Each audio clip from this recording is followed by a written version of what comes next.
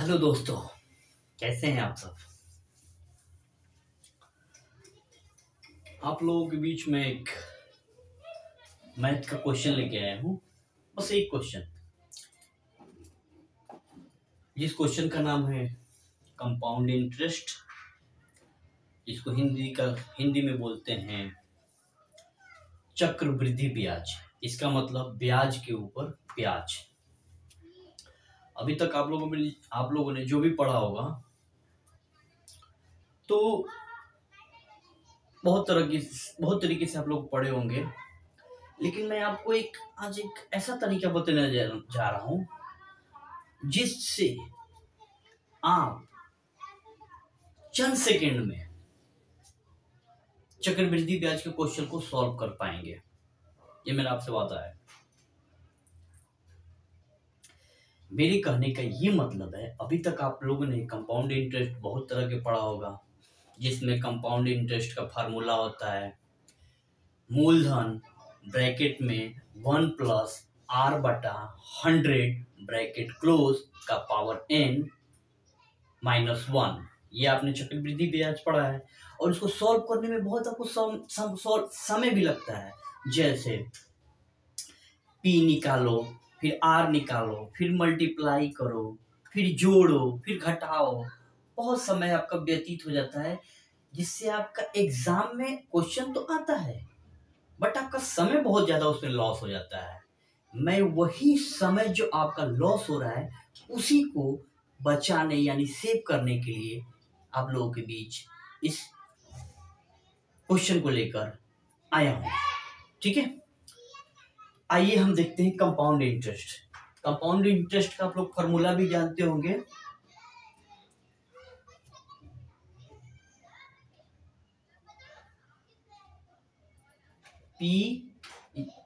P bracket में 1+r/100 का power n -1। ये आप लोगों ने पढ़ा होगा चक्रवृद्धि ब्याज का, यानी CI भी कह सकते हैं आप, CI बराबर। ठीक है, मैं आप लोगों को इसका जो वे है जो सॉल्व करने का वो भी आप लोगों को बताऊंगा, और इसको शॉर्ट टाइम में कैसे करें ये दोनों आप लोगों को बताऊंगा। एक क्वेश्चन लेते हैं, इसके माध्यम से आप लोगों को बहुत ज्यादा क्लियर हो जाएगा। ठीक है, अब कह रहा है, एक क्वेश्चन आप लोगों के बीच में पढ़ता हूँ। ठीक है, मैं यहाँ पे PDF डाउनलोड कर दिया हूँ। ठीक है, इसमें कह रहा है किसी धन पर 2 वर्ष के लिए 15% वार्षिक दर पर चक्रवृद्धि ब्याज 3,225 रुपए मिलता है, तो मूलधन की राशि ज्ञात कीजिए। यहाँ पे समय दिया है 2 वर्ष, दर दिया है R दिया है 15% और CI दिया है 3225। ठीक है, तो CI बराबर हमारा हो गया 3225 और मूलधन हमको ज्ञात करना है यानी P, और 1+r बराबर हमारा दिया है 15/100 का पावर n -1। अब इसको हम सॉल्व करते हैं तो P1 और इसका हम जब इसको हम सॉल्व करेंगे तो 100 और 105 धन 100 गुणे 1 धन 15, यानी कि 115/100 पावर का कितना दिया है, कितने साल के लिए, 2 वर्ष के लिए, तो 2 लिख देंगे, फिर -1। अब यहाँ तक फिर सॉल्व करेंगे तो 115/100 गुणे 115/100 माइनस का 1। अभी भी हमारा सॉल्व नहीं हो रहा है। यही ना रूल होता है चक्रवृद्धि ब्याज निकालने का। ठीक है, देखिए अभी कितना समय लग रहा है। फिर हम इसको सॉल्व करने जाएंगे। अब इसको छोटा कर देंगे तो ये हमारा हो जाएगा 23 गुणे 23/20 -1, यानी कि 2 दूनी का 4, यानी कि 400, और 23 का मल्टीप्लाई क्या होता है, तो हमारा हो जाएगा 3 का 9, 3 दूना 6 और 2 दूनी का 4, 2 3 6 और 2 दूनी का 4, यानी कि 9 12 5, यानी 529 बटा 400 माइनस 1, ठीक है, बराबर 3200। कितना हमारा समय लग रहा है, ठीक है। अब तो ऐसे तो सॉल्व होता है ना, लेकिन मैं इसको हट के बताता हूँ, ठीक है, जो आपको चंद सेकंड में आपको इसका सॉल्व आंसर कर पाएंगे। इसके लिए हमें कुछ बातों का ध्यान रखना होगा।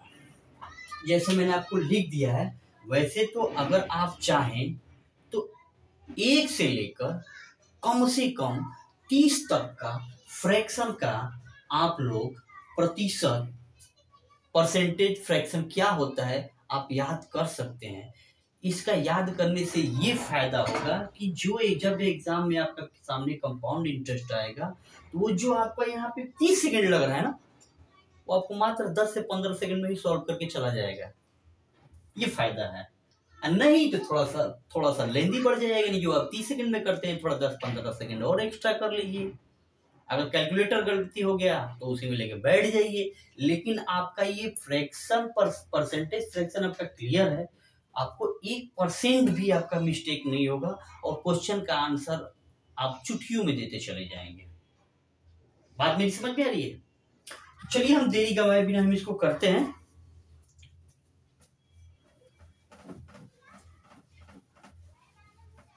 ऐसे ही मजेदार क्वेश्चन मैं आप लोगों को बीच में लेके आता हूँ, ठीक है। अगर मेरा वीडियो आप लोगों को अच्छा लगे तो लाइक एंड सब्सक्राइब जरूर करें, ओके। अब देखिए, मैंने आप लोगों से कहा मैं कुछ जो मेन फ्रैक्शन का परसेंटेज है वो मैंने आपके सामने लिख दिया है। 1/6 का होता है 16/2/3%। 1/7 का फ्रैक्शन वैल्यू का होता है 14/2/7%। 1/8 का होता है 12/1/2%। 1/9 का होता है 11/1/9%। 1/11 का होता है 9/1/11%। 1/8 का 1/12 का होता है 8/1/3%। 1/13 का होता है 7/9/13%। 1/14 का होता है 7/1/7%। 1/15 का होता है 6/2/3%, ठीक है। इतना मोटा मोटी मैंने आपको लिख दिया है और आप लोग घर पे बैठ के आप लोग इत्मीनान से इसको 1 से लेके 30 तक निकाल सकते हैं। सिंपल सा बात है, निकालने का भी तरीका मैं आपको बता देता हूँ। जैसे मान लीजिए 1/6 का हमें नहीं पता है, प्रतिशत निकालना है, ठीक है। 1/6 का प्रतिशत का 1/6 का प्रतिशत वैल्यू हमें निकालना है, तो प्रतिशत का मतलब होता है 100। तो 1/6 गुणे 100 बराबर 100/6 बराबर 50/3। कटा दिए हैं 100 को, ठीक है, 2 से ऊपर 2 से नीचे, ठीक है, बराबर 16/2/3। समझ में आया? अब देखिए यहाँ पे 10-15 सेकंड का लगा ना समय, यही समय आपको अगर याद कर लेते हैं तो आपका ये भी एग्जाम में बच जाता है। हम क्यों फालतू के समय को इसे ये सब चीजों में हम अपना टाइम वेस्ट करें। इसके लिए हम किसी और क्वेश्चन पे अपना समय देंगे। बात मेरी समझ में आ रही है? ठीक है, चलिए तो अब हम क्वेश्चन सॉल्व करते हैं। मैंने कहा किसी क्वेश्चन मैंने आप लोगों को पढ़ ही दिया है, फिर से मैं पढ़ रहा हूँ। किसी धनराशि पर 2 वर्ष के लिए 15% की दर पर चक्रवृद्धि ब्याज 3225 रुपए मिलता है, तो मूल राशि बताइए, ठीक है। टाइम दिया है हमारा 2 और रेट दिया है हमारा 15%, ठीक है।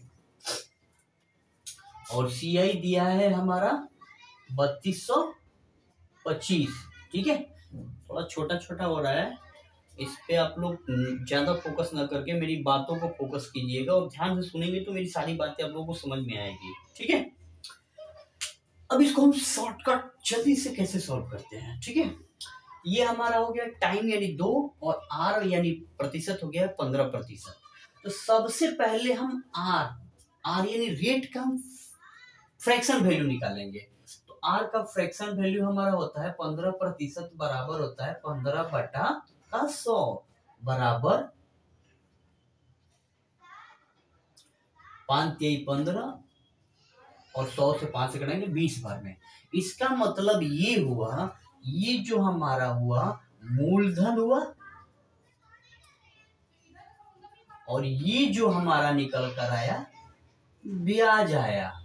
ठीक है, तो हमारा मूलधन है 20 और ब्याज 3 मिला है। तो मिश्रधन में हम मिश्रधन को प्राप्त करने के लिए मूलधन में ब्याज जोड़ते हैं, तभी तो आता है ना हमारा मिश्रधन। तो हम यहाँ पे 20 में 3 जोड़ देंगे तो हमारा हो जाएगा 23। बस यही करना है, अब कुछ नहीं करना है। इसके बाद आपके क्वेश्चन सॉल्व होते चले जाएंगे। अब देखिए टाइम कितना बार का आ रहा है, 2 साल। ठीक है, तो 2 साल, तो एक बार तो ये हो गया 20 और 23, एक बार और लिख देंगे 20 और 23। ठीक है, अगर 3 साल कह दे तो 4 साल कह दे तो जितना बार कह दे उतना बार हम लिख देंगे। बात मेरी यहां तक समझ में आई? चलिए, तो अब हम इसका गुणा कर लेते हैं। 20 का 20 है, 23 का 23 है, तो 20 का 20 का। हाँ, लेकिन एक चीज और आप लोग बताएंगे, इसको अगर छोटा हो सके, अगर छोटा हो सके तो छोटा भी कर सकते हैं, लेकिन क्रॉस मल्टीप्लाई पे आप एक बार चेक कर लीजिएगा कि क्या इससे इससे ये कट रहा है, क्या 20 से 23 कट रहा है। अगर कट रहा है तो कटा के उसको आप छोटा भी कर सकते हैं, क्योंकि आपका नंबर कम रहेगा, नंबर वैल्यू कम रहेगा तो सॉल्व करने में भी इजी रहेगी। बात समझ में आ रही है मेरी? तो यहाँ पे हम मल्टीप्लाई कर देते हैं, तो 2 दूनी का 4 यानी 400, और इसका हो जाएगा हमारा 9 6 6 4 यानी कि 9 2 5 529। ठीक है, तो ये तो हमारा P हो गया, मूलधन ही तो है ना, और ये हमारा CI हो गया। ठीक है, और ये जो इसमें से निकल कर आया 529 में से 400 निकाल देंगे तो 129 जो हमारा आया, ये हमारा क्या हुआ, ब्याज हुआ। बस अब आपका क्वेश्चन बनना चालू। अभी तो थोड़ा सा समय लग रहा है, बट आप जब प्रैक्टिस इस चीज को करेंगे ना, बहुत जल्दी जल्दी होगा। ठीक है, तो यहां तक तो आपको कोई दिक्कत नहीं हुआ। अब देखिए, मूलधन भी निकल गया, साधारण चक्रवृद्धि ब्याज भी निकल गया और ब्याज निकल गया। अब जिसका क्वेश्चन पूछेगा हम उसी के सापेक्ष पहले तो उसको हम सॉल्व करके उसकी वैल्यू निकाल लेंगे, एक की वैल्यू, और उस एक की वैल्यू से जो हमें पूछेगा, मूलधन बताइए, चक्रवृद्धि ब्याज बताइए, या केवल मिश्रधन बताइए, जो भी पूछेगा हम उसी को पुट करके उससे मल्टीप्लाई कर देंगे, हमारा आंसर आ जाएगा। देखिए कैसे, चक्रवृद्धि ब्याज हमारा 3225 दिया है, तो चक्रवृद्धि ब्याज यहाँ पे हमारा कितना निकला है, 2529। तो 2529 बराबर, अगर हमारा 3200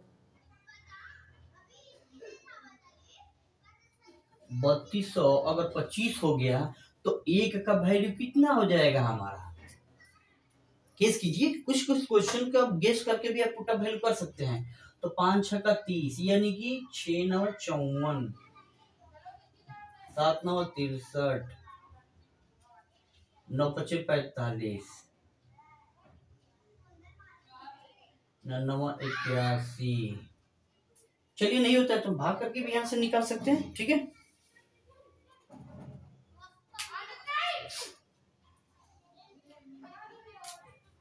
तो भाग भी दे देंगे।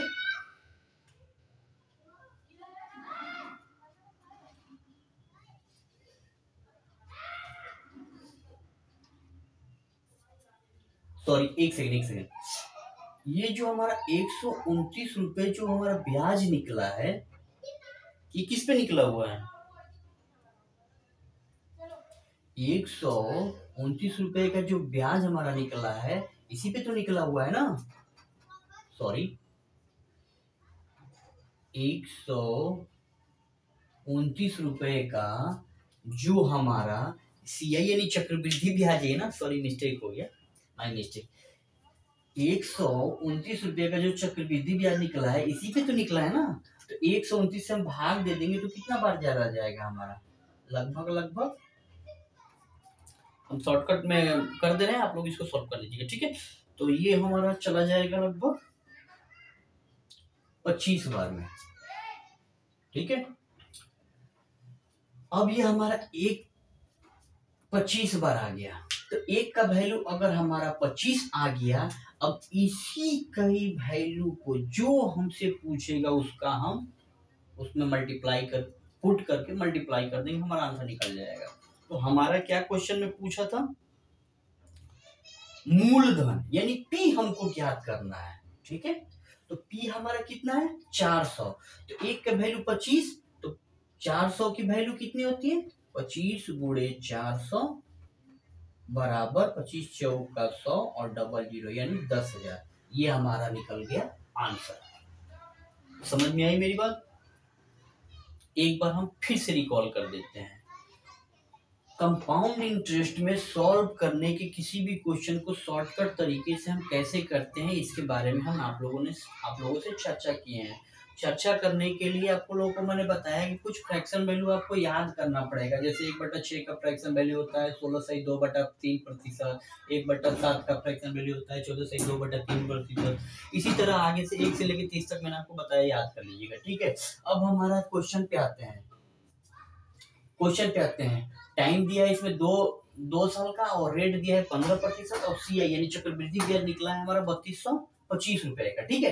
अब 3225 रुपए का हमारा ब्याज निकला है, तो आज सबसे पहला काम हम आर यानी कि रेट को हम फ्रैक्शन वैल्यू में बदल देंगे। तो 15% का वैल्यू होता है कितना 15/100 यानी कि 3/20 और 3/20 जो निकला 20 हमारा हो गया मूलधन और 3 हो गया हमारा सिर्फ ब्याज यानी कि CI हो गया, ठीक है।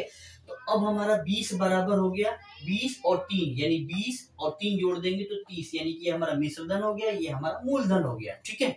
अब क्या कर रहा है अब इसका हम जब इन दोनों का हम आपस में क्रॉस मल्टीप्लाई कर लेते हैं और इन दोनों का आपस में क्रॉस मल्टीप्लाई कर लेते हैं। लेकिन इससे पहले मैंने एक आपको बात बताया कि हो सकता है अगर कटने लायक किस कंडीशन में क्रॉस मल्टीप्लाई अगर कटने लायक है तो उसको हम कटाकर छोटा कर देते हैं, जिससे हमारी वैल्यू की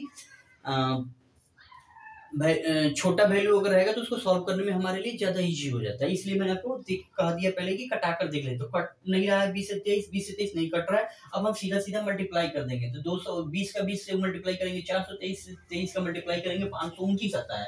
अब 529 और 400 का जब हम अंतर लेंगे तो हमारा निकलेगा 129। यही हमारा हुआ है ब्याज यानी कि CI हो गया, चक्रवृद्धि ब्याज निकला हुआ है। ये 129 रुपए जो निकला है वो कितने के बराबर है 132 के बराबर है, यही ना मैंने कहा ना। तो 132 के बराबर 129 बराबर 3225, तो एक बराबर हो जाएगा हमारा 25। अब जो हमारा ये निकला, अब इसकी वैल्यू जिस पे हम चाहे रखना चाहें, मूलधन पे, चक्रवृद्धि ब्याज पे या मिश्रधन पे, हम उसमें मल्टीप्लाई कर देंगे, वो हमारा आंसर ऑटोमेटिक आ जाएगा। तो अब यहाँ पे दिया है मूलधन 400 है, ठीक है। आपसे मूलधन ही तो पूछा है ना, तो मूलधन हमारा 400 दिया था, एक की वैल्यू 25, तो 400 की वैल्यू 25 गुणे 400 बराबर 1000। आई होप, आशा करते हैं कि आप लोग को ये चीज समझ में आया होगा। उम्मीद करते हैं अगर आप लोगों को हमारी वीडियो पसंद है तो लाइक एंड शेयर करना ना भूलें। नेक्स्ट क्वेश्चन के लिए अगले क्लास में मिलते हैं। बाय।